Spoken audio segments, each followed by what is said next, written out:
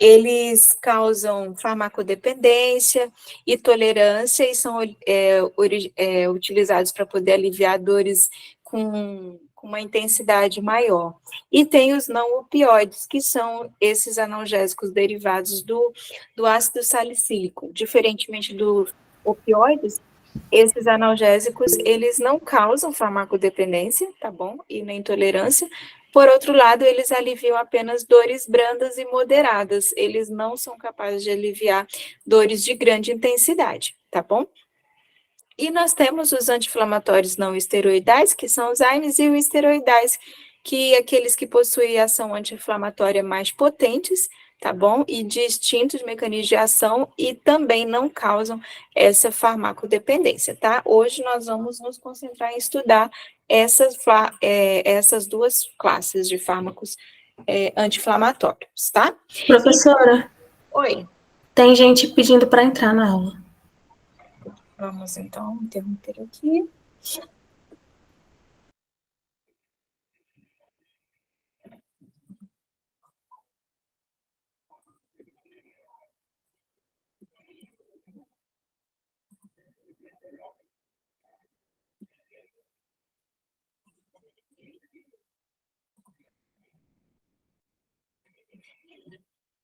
Ok, então, vamos continuar. Estão vendo minha tela?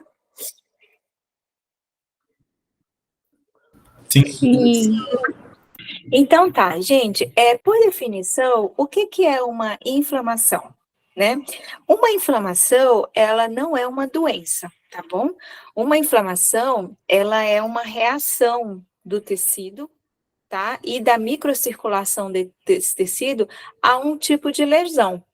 Então, quando você tem a lesão do vaso, a lesão tecidual, você imediatamente tem a produção de mediadores inflamatórios. A gente viu isso quando a gente estava estudando sobre ativação plaquetária, coagulação.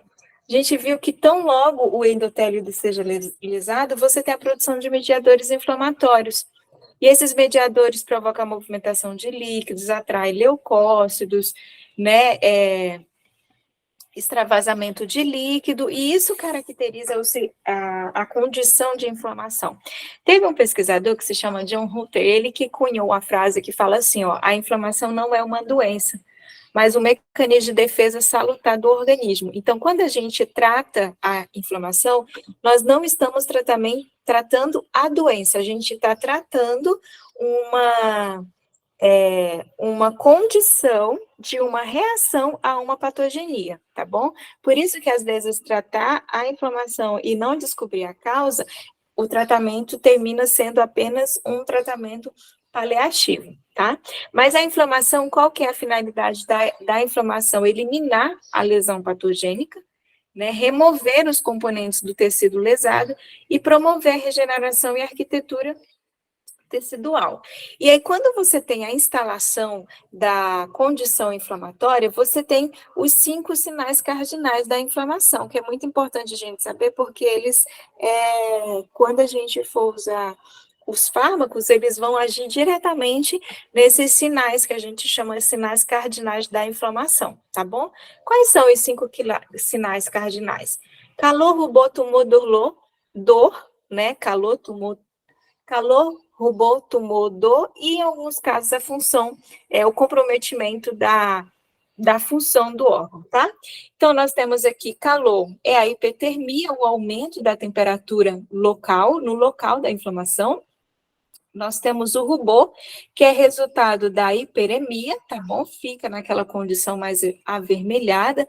Nós temos o tumor, onde você tem ali extravasamento de líquido intersticial, aí você tem o edema, o inchaço, a região fica vermelha, fica quente, fica mais sensível, né? Você tem a dor e, em alguns casos, quando a inflamação se prolonga por muito tempo, você também pode ter a perda da função, tá? Então, calor, rubor, tumor, dor e perda de função são os 5 sinais cardinais da inflamação. O que causa, né, o desenvolvimento desses 5 sinais? A produção de eicosanoides, tá bom? Tudo inicia com a produção dos eicosanoides, tá? A gente viu que as membranas celulares, né, elas são constituídas por fosfolipídios de membrana, né? Vocês lembram que a gente já estudou a respeito disso quando a gente falou lá da cascata, né, de coagulação, enfim. E o que acontece? Quando a gente tem a lesão e você tem ali a exposição da membrana, você tem a liberação, a interação, né, dos fosfolipídios de membrana sendo metabolizados pela fosfolipase A, que é uma enzima produzida endógena, de maneira endógena, né, dentro do nosso organismo. Quando você tem ali a exposição dos fosfolipídios de membrana, então eles começam a sofrer a ação da fosfolipase A. Tá bom? E o que acontece? A fosfolipase A, ela transforma esses fosfolipídios de membrana em ácido araquidônico, tá bom? E o ácido araquidônico, por sua vez, ele vai ser metabolizado por algumas enzimas específicas, as ciclooxigenases e também lipoxigenases. A partir da ação dessas enzimas, se for a ciclooxigenase, a gente vai ter a produção de prostaglandinas, prostraciclinas, tromboxanos, e se for a lipoxigenase, a gente também vai ter a produção de leucotrienos de tipo A4 e outros tipos de leucotrieno. Então, olha só, atentem que essa cascata, ela é extremamente importante. Você tem a exposição de fosfolipídios de membrana, que são, uma vez expostos, eles vão sofrer a ação da fosfolipase A2, que vão dar origem ao ácido araquidônico. O ácido araquidônico, por sua vez, vai ser metabolizado por ciclooxigenases e lipoxigenases. As ciclooxigenases vão converter o ácido araquidônico em prostaglandinas, F2-alfa e mais outros tantos tipos de prostaglandina, prostraciclina, tromboxano ou leucotrienos, tá bom? Importante ressaltar que essas prostaglandinas, produzidas pela degradação do ácido araquidônico pela ciclooxigenase, elas são muito importantes para poder manter a homeostasia estomacal, porque elas reduzem a produção de íons H+, e mantém a produção de muco. Então, isso aqui tem um efeito protetor, tá? Prostaglandinas também aumentam o fluxo sanguíneo renal, tá certo? Ciclooxigenase, prostraciclina, a gente já viu que eles têm um efeito inibitório sobre a agregação plaquetária, também tem um efeito de vasodilatação, tá bom? A gente também viu que o tromboxano A2, ele é importante para estimular a agregação plaquetária e vasoconstrição, e os leucotrienos que têm ação como mediador inflamatório. Tá bom, pessoal? Então, olha, muito cuidado com essa cascata, porque ela é o coração da nossa aula para entender como que agem os inibidores da COX, tá? Professor, Oi? eu não entendi, tipo, ele vai produzir duas moléculas que vão ter ação antagônica, prostraciclina e tromboxano A2? Aí Sim. uma não vai inibir o funcionamento da outra? Não, porque elas agem em locais opostos, em receptores diferentes. E, inclusive, a gente viu quando a gente estava falando lá na aula que eu dei para vocês sobre coagulação, né?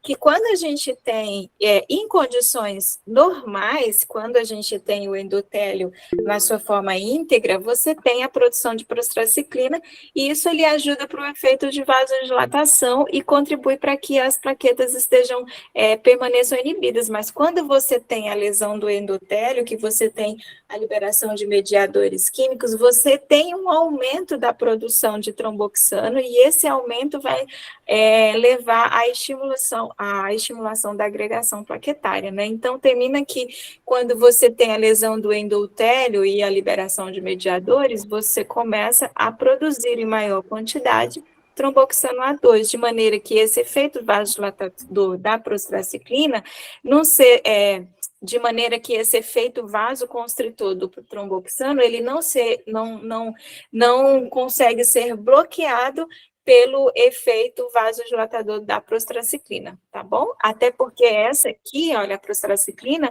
ela é produzida quando você tem o endotélio em grande quantidade, Quando você tem o endotélio íntegro, ela é produzida em maior quantidade. Quando você tem a lesão do endotélio, isso aqui é prejudicada, a produção da prostraciclina, e você tem um aumento na produção do tromboxano. Tá bom? Entendi, obrigado, professora. Professora, tem gente pedindo para entrar. Ah, esses atrasados que ficam atrapalhando minha aula.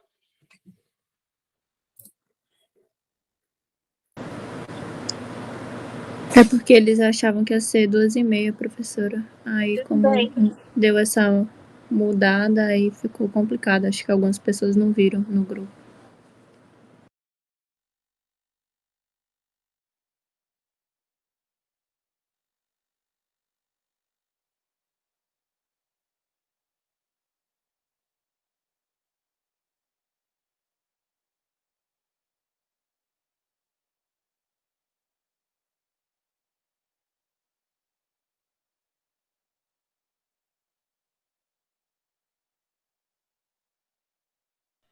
E agora?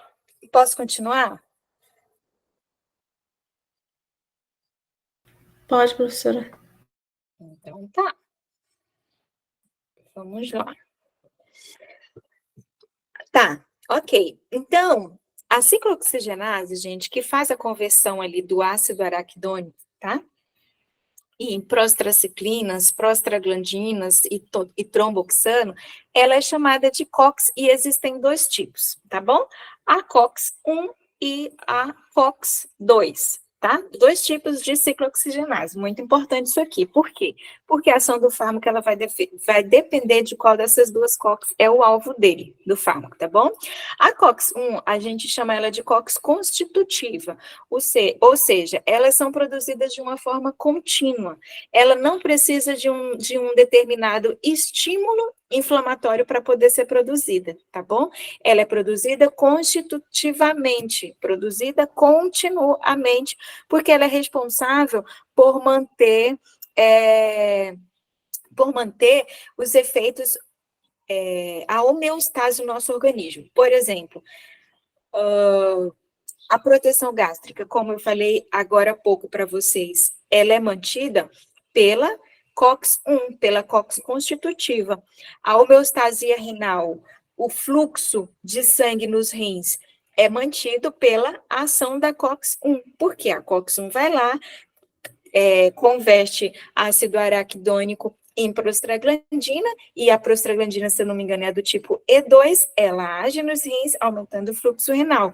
Você também tem a função plaquetária, que é mediada por prostaglandinas, que sofrem ação da COX-1. Você tem também as contrações uterinas, que também sofrem ação da COX-1, e o sistema nervoso central. Alguns neurônios, algumas prostaglandinas, elas são produzidas em neurônios nos vasos, no sistema nervoso central. E aí, então, essas COX participam de funções centrais, como, por exemplo, o ciclo do sono, do despertar, a termogênese febril, a transmissão nociceptiva, certo? Então, a COX constitutiva, ela é produzida continuamente para manter os efeitos homeostásicos, tá? É diferente da COX-2. A COX-2, ela é um tipo de COX induzida, ou seja, ela precisa de um tipo de estímulo, tá bom? Para poder ser produzido. Quais são os efeitos mediados pela COX-2? Os principais efeitos são os efeitos inflamatórios, tá? Então, inflamação, dor, febre, liberação de macrófagos, linfócitos, neutrófilos, lesão do endotélio, são condições que promovem a produção da COX-2, por isso que ela é chamada de COX induzida, tá bom? Com exceções de uma pequena fração da COX-2, ela também atua nos rins e no sistema nervoso central, assim como a COX-1, tá? Mas na sua predominância, nós temos que a COX-1 é constitutiva, sendo responsável pelos efeitos homeostáticos, e a COX-2, ela é indutiva, estando presente predominantemente na condição inflamatória, tá bom? Então, atentem para essa biotransformação dos eicosanoides, porque se você compreende esse processo, fica bem facinho quando chegar lá na frente, você entender qual que é o mecanismo de ação dos AINES, tá? Então, vamos relembrar. Ó, eu tenho aqui os fosfolipídios de membrana, você tem a lesão tecidual, liberação de citocinas, bradicininas, tudo isso vai funcionar como estímulo, tá? O estímulo para quê? Estímulo para poder a fosfolipase A2 agir nos fosfolipídios de membrana. O que acontece? Fosfolipase A2, ela catalisa a hidrólise dos ácidos graxos, dos fosfolipídios de membrana, tá bom? Liberando o ácido araquidônico. E o ácido araquidônico, ele é o quê? Ele é o substrato para ciclooxigenase, para COX-1 e 2. E a COX vai, então, transformar ácido araquidônico em prostaglandina G2. A prostaglandina G2 vai transformar prostaglandina H2. E as prostaglandinas H2 vão ser diferenciadas em várias isomerases. Por exemplo, prostaglandina I2, presente no cérebro, nos rins, no endotélio, nas plaquetas. Tromboxano A2, presente nas plaquetas, no músculo liso. Macrófago, nos rins. Prostaglandina D2, presente no cérebro, nas vias aéreas. Prostaglandina E2, presente nas plaquetas, no cérebro, nos rins, no músculo. Prostaglandina F2-alfa, útero, vias aéreas, nos olhos, músculo liso, tá? E é importante notar também que nessa cascata, o ácido araquidônico, ele não sofre ação apenas da COX, tá bom? Ele também sofre ação das lipoxinas. As lipoxinas, elas vão transformar o ácido araquidônico em leucotrienos. Já a COX vai transformar o ácido araquidônico em prostaglandinas e tromboxanos, tá bom? São vias diferentes, mas são importantes no processo inflamatório, tá? Ok. Professora, Oi? licença, tá vendo? Desculpa atrapalhar. Oi. Tem gente com a mão levantada na chamada, professora. E eu queria pedir para a senhora falar um pouquinho mais devagar, se não for incômodo. Tá muito rápido. Tá, deixa eu fazer fazer uma colocação. Quem está levantando a mão para poder fazer pergunta, é melhor você ligar seu áudio e me fazer pergunta, porque eu não estou vendo as mãozinhas, tá bom? Como eu estou projetando a tela, não dá para ver quem levanta ou abaixa a mãozinha. Então, é só você abrir seu áudio e falar, professora, tem uma pergunta, tá? Eu tenho uma pergunta. Aliás, eu queria que a senhora voltasse no outro slide e só desse uma... Não, no próximo. Aqui? Isso, só uma explicaçãozinha, porque ficou muito rápido essa parte da fosfolipase A2 para frente. É que eu acabei de explicar para vocês aqui, de forma bem devagar. É a mesma explicação que eu dei nesse slide, eu só estou repetindo aqui. Você tem os fosfolipídios de membrana, que são expostos a partir do momento da lesão tecidual. Os fosfolipídios de membrana vão sofrer ataque da fosfolipase A2, tá bom? O que ela vai fazer? Ela vai converter os ácidos graxos dos fosfolipídios de membrana em ácido araquidônico. O ácido araquidônico vai ser convertido em prostaglandina pela ciclooxigenase ou em leucotrienos pelas lipoxinas. A mesma coisa que eu falei ali atrás, entendeu? E aí você vai ter as prostaglandinas sendo diferenciadas em vários tipos, não existe só um tipo de prostaglandina, né? Existe prostaglandina I2, que vai ficar presente nesses órgãos, prostaglandina D2, prostaglandina E2, prostaglandina F2-alfa, entendeu? Então, a única informação nova que tem nesse slide é que existem outros tipos de prostaglandina, não é só um tipo, tá? PGI2 está presente no cérebro, nos rins, no endotélio, nas plaquetas. PGD2 no cérebro, nas vias aéreas. PGE2 no cérebro, nos rins, no músculo, nas plaquetas. PGF2-alfa no útero, vias aéreas, óleo, músculo. Tromboxano A2, plaqueta, músculo, macrófagos, rins. Entendeu? Qual que é a dúvida? Ok, entendi. A informação desse slide. A diferença é que aqui eu mostrei com estrutura química e aqui eu mostrei sem estrutura química, tá bom? Quem que é que tinha mais outra pergunta para fazer? Eu tenho uma pergunta, professora. Professora? Eu só queria saber sobre a COX-3, se ela entra nesse mesmo esquema também ou não? Não. Quando a gente está falando em anti-inflamatórios, nossa atenção ela é mais concentrada na COX-1 e na COX-2, porque elas são produzidas em maior quantidade, tá bom? Beleza. Professora, Oi. eu dei uma perdida rapidinho, porque eu tinha entendido assim, eu dei uma perdida nessa parte. Tá. Que eu tinha entendido assim, que a fosfolipase A2 transformava em ácido araquidônico. Isso eu entendi. Só que eu achei que do ácido araquidônico poderia se transformar em prostaglandina ou tromboxano ou naquele outro. Aí eu não entendi. Todas viram primeiro prostaglandina para depois se diferenciar? Não. Acabei de falar. Olha aqui, Olha aqui para a imagem. Fosfolipase 2 transforma o fosfolipídio de membrana em ácido araquidônico. O ácido araquidônico ele vai ser substrato ou para COX ou para lipoxinas, entendeu? Se o ácido araquidônico sofrer ação da COX, ele vai dar origem à prostaglandina, que dá origem a todos esses tipos de prostaglandina e tromboxano. Se o ácido araquidônico sofrer ação da lipoxina, ele vai dar origem ao leucotrienos. Você veja que leucotrienos não é produzido pela prostaglandina, tá vendo que a rota é outra? Você só tem leucotrieno produzido quando o ácido araquidônico sofre ação das lipoxinas, mas quando o ácido araquidônico sofre ação da COX, então você tem a produção de prostaglandinas, todos esses tipos, e também tromboxano.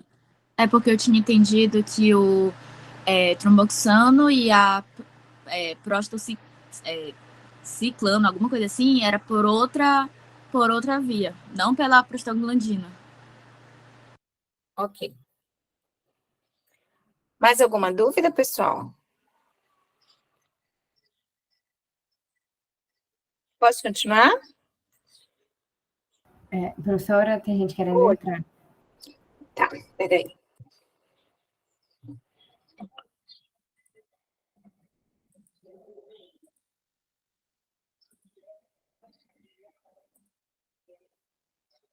Posso continuar? Sim. Ok, então. Ficou claro, então, até aqui, gente? Vou falar sobre o efeito dessas prostaglandinas, tá? Aí fiquem atentos, porque dependendo de onde esteja o receptor para essa prostaglandina e dependendo do tipo da prostaglandina, você vai ter um efeito diferente, tá bom? Por exemplo, vamos supor que nós estejamos falando do sistema vascular. No sistema vascular, o tromboxano A2 e a prostaglandina F2-alfa vão atuar na musculatura lisa, gerando um efeito vasoconstritor, tá bom? Já a prostaglandina I2, ele vai atuar na célula endotelial, provocando efeito vasodilatador, tá bom?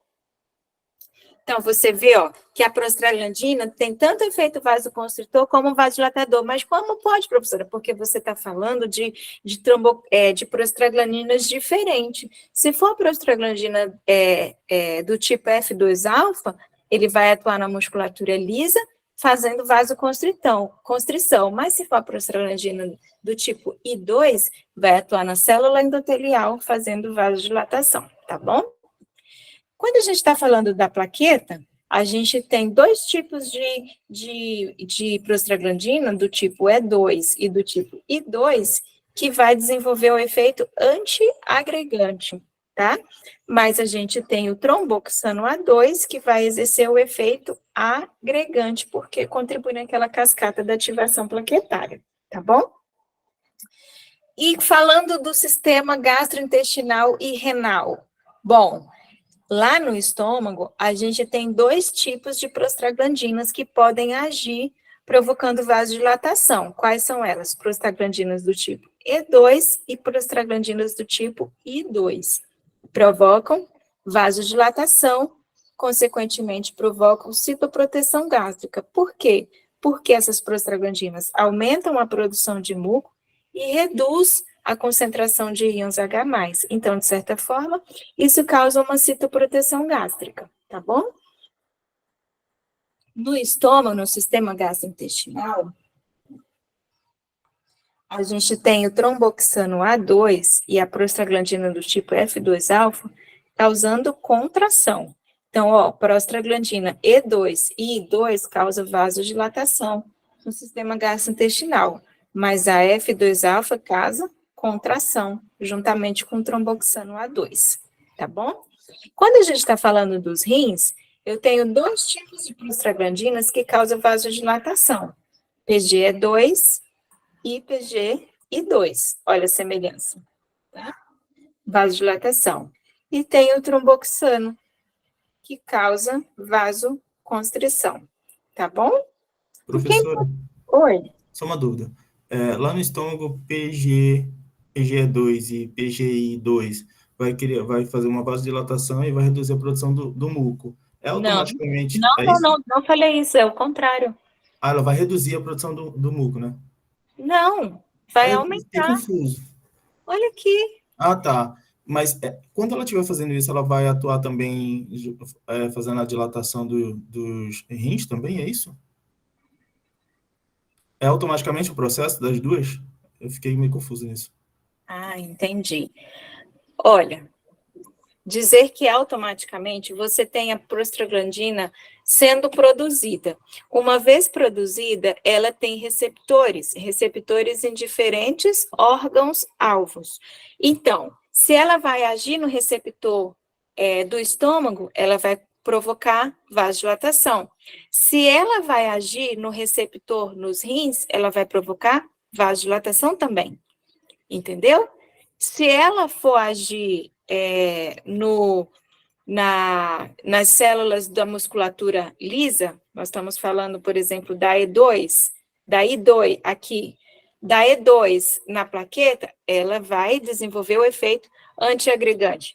Então, você não... quando você tem a prostaglandina produzida, ela não tem essa seletividade. Não, agora eu vou me ligar só no meu receptor do estômago. Agora eu vou me ligar só no meu receptor do rim. Não existe isso. É por conta disso que a gente tem as reações adversas ao anti-inflamatório quando você inibe a COX. Entendeu? Entendi, agora ficou claro. Entendeu? Olha, é bom que fique bem claro mesmo, porque quando eu for explicar daqui e ali por que tomar diclofenaco da insuficiência renal ou da gastrite, você precisa entender por quê. Está diretamente envolvido com a ação das prostaglandinas nos receptores no estômago, por exemplo, tá? Sim? Sim, Sim. Professora, a gente pediu para entrar. Ah, não, gente. Coisa mais chata, hein? Por que eles estão assim, atrasados? Bora. Ops. Cadê? Não tem ninguém aqui não pedindo para entrar.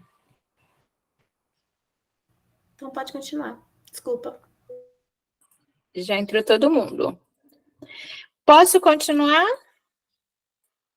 Dúvidas? Perguntem agora ou cala-se para até o próximo slide. Sim?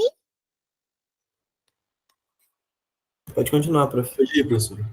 Tá claro, gente? Sim.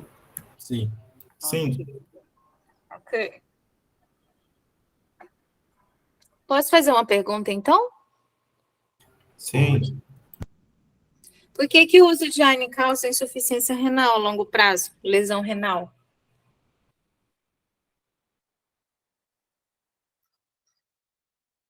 Devido aos mecanismos dos receptores que tem nos rins, que vai ativar a prostaglandina E2, e a I2 vai causar vasodilatação, vai causar o mau funcionamento dos rins. E quando causa vasodilatação, causa mau funcionamento, é? Professora, vai ser pelo aumento da absorção, que ele vai ter que trabalhar mais, que seria a vasodilatação, eu penso que ele vai acabar filtrando mais, né? Então vai trabalhar mais. Presta atenção, vou fazer de novo a pergunta. Acabei de falar para vocês o que a prostaglandina faz no rim. A minha pergunta é, por que o uso de AINE a longo prazo causa lesão renal? Porque essa vasodilatação estimulada contínua aí pode fazer disfunção do mecanismo normal Gente, deles. presta atenção, vocês estão usando o fisiológico para justificar uma reação adversa, sendo que o AINE faz é bloquear isso aí. Professora, o AINE vai bloquear PGE2 e PGI2 e vai inibir a vasodilatação, causando uma insuficiência renal. Agora sim. Então, você vai ter uma redução de fluxo sanguíneo para os rins quando você usa um AINE. É por isso que o uso crônico de AINE causa lesão renal, porque ele está bloqueando o processo fisiológico, entendeu?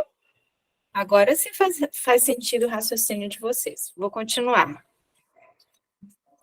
E quando a gente fala de vias aéreas e sistema reprodutor feminino, o que temos?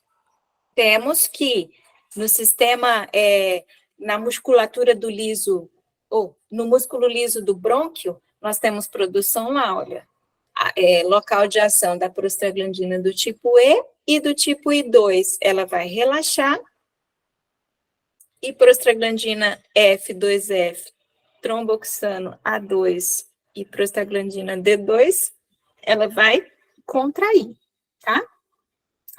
Já no útero, eu tenho duas condições, o útero não gravídico e o útero gravídico, que é quando a mulher está gestante. No útero não gravídico, você tem a produção, você tem a presença de tromboxano A2 e prostaglandina F2-alfa, ela causa o efeito de contração uterina. Já a prostaglandina do tipo E2, ela causa relaxamento. No útero gravídico, a PGE2 e a prostaglandina F2-alfa causa contração. E a PGI2 causa o relaxamento. Tá bom? Professora, Oi.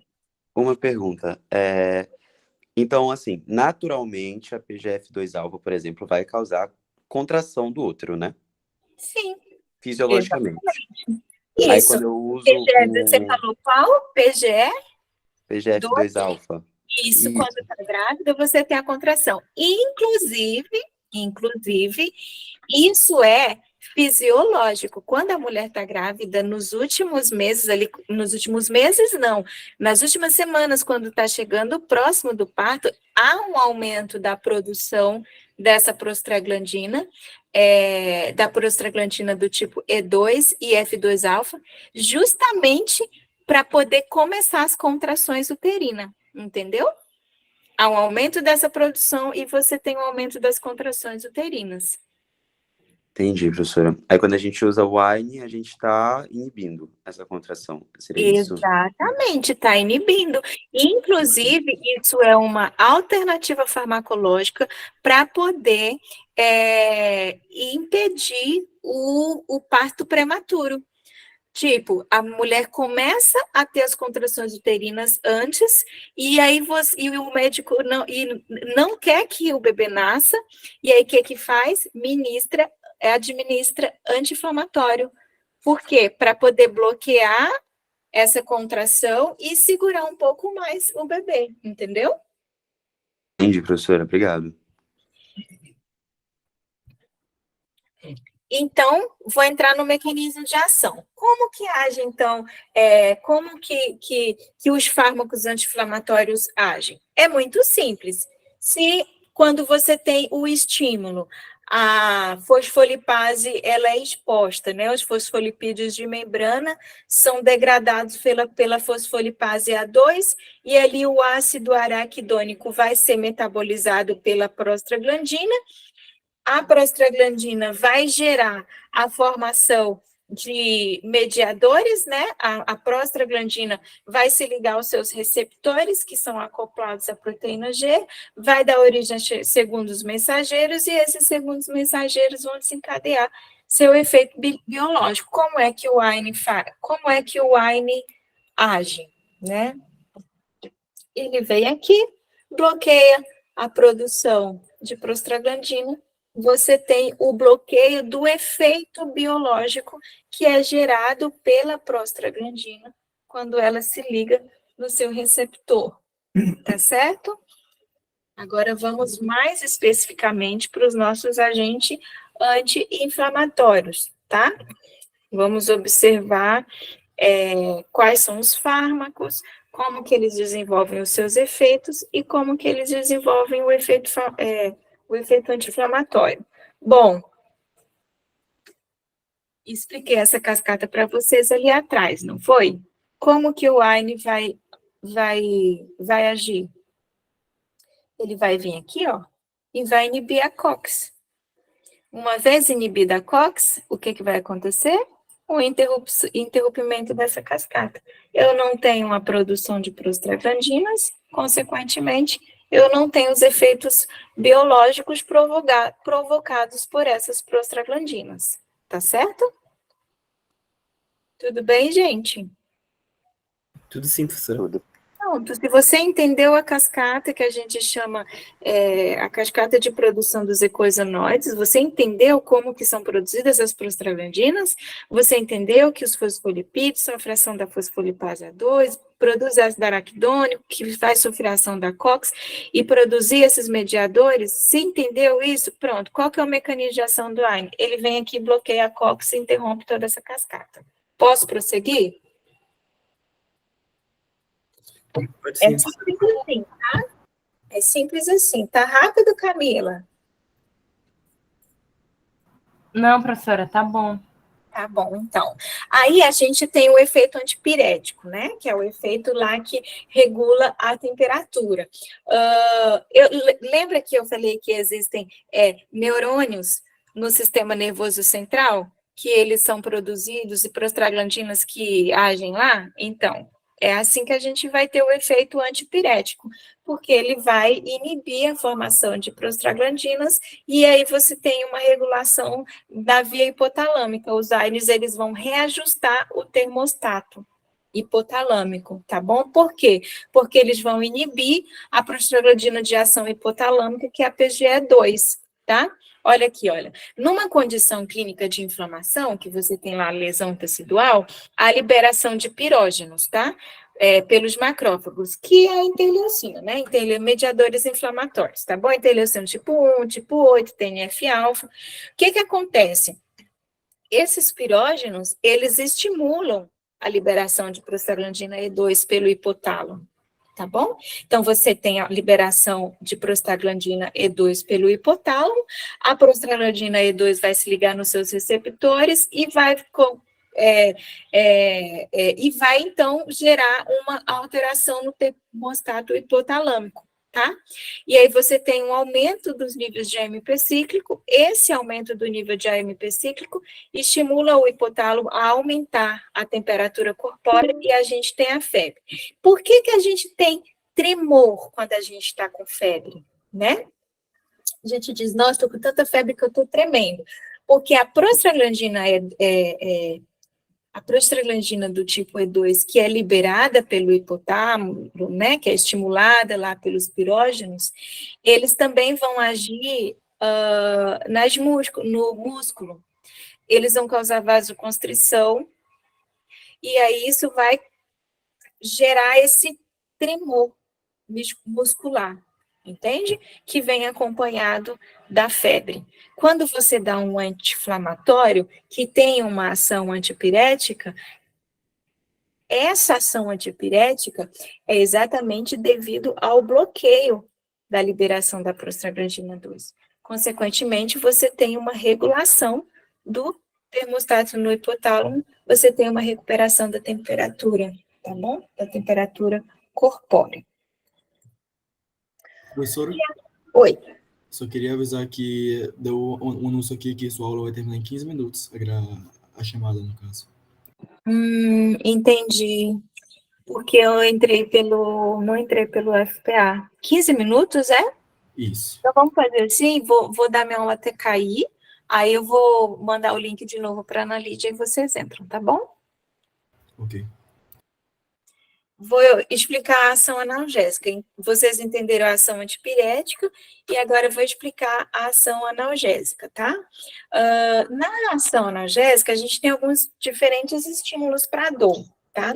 Por exemplo, a lesão que gera a liberação de mediadores químicos, de mediadores inflamatórios, eles estimulam a atividade das fibras nervosas e nociceptores, que vão estimular a despolarização neuronal e que vai dar origem à dor, tá bom? Além disso, a condição de inflamação, ela também promove a liberação de neuropeptídeos, que vai estimular as fibras nervosas e aumentar a dor. A produção de NGF também, que é fatores inflamatórios, todos vão estimular a ativação de fibras nervosas, gerando a dor. Por que o anti-inflamatório, ele também é analgésico? Porque os mediadores químicos, eles estimulam ainda mais a sensibilidade das fibras nervosas e nociceptores. Então, quando você bloqueia a liberação desses mediadores químicos, você está reduzindo essa atividade nas fibras nervosas e nos nociceptores, e, consequentemente, você está reduzindo a dor, né? Desempenhando esse papel aí de analgesia, tá bom? Não é uma via central da dor, tá bom? É uma via periférica. Tá? Age diretamente na sensibilidade das vias, das fibras nervosas e dos nociceptores, tá certo? Bom, então olha só o que acontece. Vocês estão aí, né? Então, Sim. Sim. Ok. Aí olha aqui o que acontece. Você tem o ácido araquidônico, né? Que é lá o metabólito lá, o substrato para COX-1, que é a COX constitutiva, e a COX-2, que é a COX indutiva. Quando você administra um AINE, ele vem aqui, ó, ele bloqueia tanto a COX-1 quanto a COX-2. A partir do momento que ele bloqueia a COX-1 e COX-2, você também bloqueia os efeitos fisiológicos que as prostaglandinas eram produzidas. Por exemplo, a COX-1 dá origem à prostaglandina, que é responsável pela proteção gástrica. Você bloqueia isso. Aqui, prostaglandinas que atuam nos rins, você bloqueia esse processo. Prostaglandinas que são responsáveis pela hemostasia, né, lá na agregação plaquetária, inativação plaquetária. Você bloqueia isso aqui. A COX-2 indutiva, que produz prostaglandina que age nos rins, que produz prostaglandina que age na hemostasia, que produz prostaglandina que age na dor e na febre, na inflamação. Você bloqueia a COX-1 e 2, você tem o bloqueio de tudo isso aqui. Seja bom ou seja ruim, você vai ter o bloqueio. É bom bloquear a dor e a febre? É bom bloquear a inflamação? É bom bloquear a proteção gástrica? Não. E a produção renal e a hemostasia? Não. Mas tudo isso acontece quando você bloqueia a COX-1 e a COX-2, tá bom? Então, aí, gente, ó. Sim. Deixa eu ver se tá. Mas esse aqui, ó. Principais classes representadas dos fármacos. COX-1. E quem é o inibidor, no caso, da COX-1, né? A maioria dos anti-inflamatórios que vocês conhecem, ó, ibuprofeno, cetoprofeno, piroxicam, meloxicam, diclofenacos, tá? Paracetamol, dipirona, indometacina, são os principais representantes dos inibidores da COX-1, tá bom? E 2, tá bom? E só da COX-2, nimesulida, que é o mais comum, e os coxibs da vida. Lumiracoxib, celecoxib, valdecoxib, rofcoxib, são os inibidores da COX-2, tá certo? Então, quem são inibidores da COX-1 e COX-2? Diclofenaco, ibuprofeno, cetoprofeno, ácido mefânico, que é muito conhecido pelas meninas que sentem cólica, piroxicam, meloxicam, todos eles são inibidores não seletivos. Inibem COX-1 e COX-2, tá? Quem inibe só a COX-2? Oi.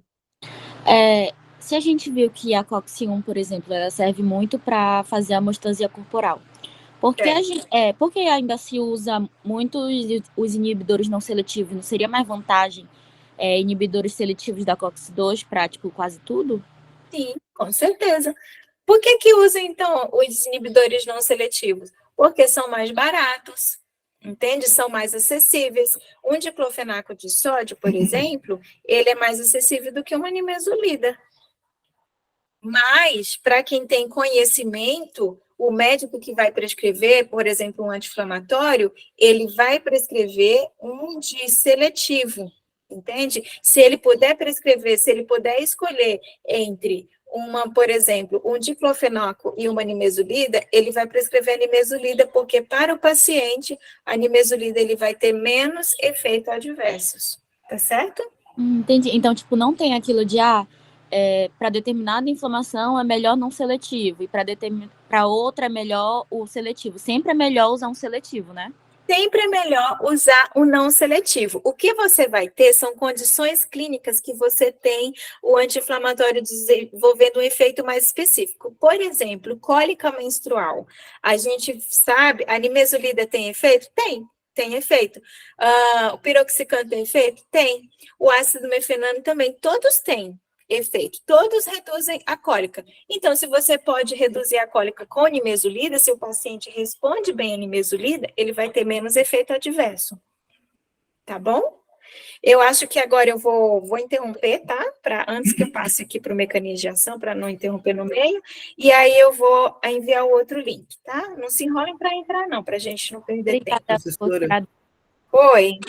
se a senhora entrar pelo e-mail institucional, a gente não precisa pedir autorização para entrar, é só entrar direto. Pois é. É que o meu e-mail institucional, eu acho que não está funcionando, mas eu vou tentar, tá bom? Tá bom.